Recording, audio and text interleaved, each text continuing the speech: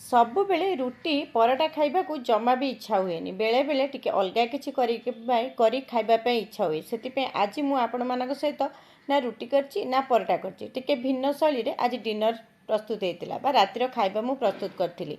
ताहले चलंतु आज मु कोन करथिली देखि नबा। प्रथमे अटा नबा, अटा जगह रे आपण मैदा मध्ये नै परिबे। दही दबा, आवश्यक अनुसार लूण दबा। एठी बेकिंग पाउडर नबा आधा चामच, बेकिंग सोडा अल्प टिके।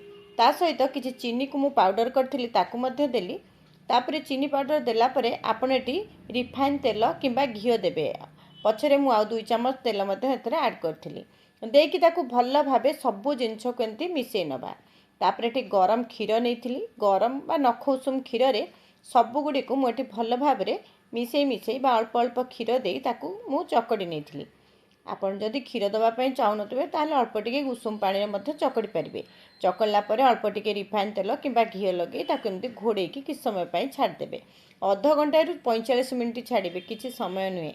एठी देखंतु किछि पनीर को मु एठी ग्रेट कर नेछि। आपण पनीर जगह रे आलू को नेबे, खाइबा पे मध्ये आउरी भलो लागिवो।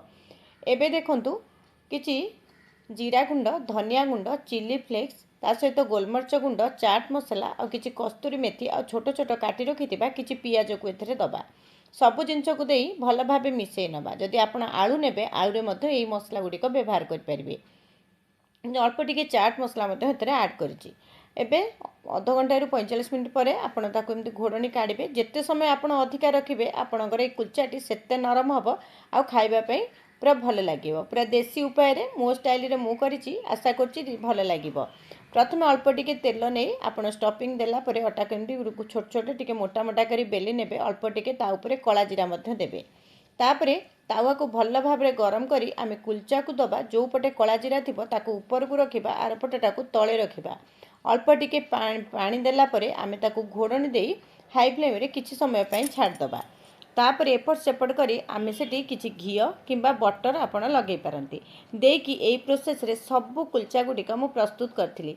आपण गोटे थर घरे ट्राई करंतु। सबुदिने तो रुटी पराठा खाउचे, किंतु जदि बेले बेले एमती किछि टिके परिवर्तन हो जाए खाइबा पे भल लागे।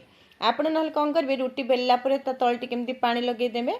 पानी लगेला परे जो पट कला जीरा थिबो ताकू ऊपर को रखी पानी लगेबा पटटाकू आपण तावा रे देबे। आ अल्प टिके एमती हाथ रे पानी बुलेई नेबे। तापर ताकू घोड़नी दे देबे। घोड़नी दे हाई टू मीडियम फ्लेम रे आपण ताकू किछ समय पई सेकिबे। देखिबे ऊपरटी फुली आसला परे आपण कोन करिवे, घोड़नी काढी ताकू एपट सेपट करी एई प्रोसेस रे सब गुडी का बने।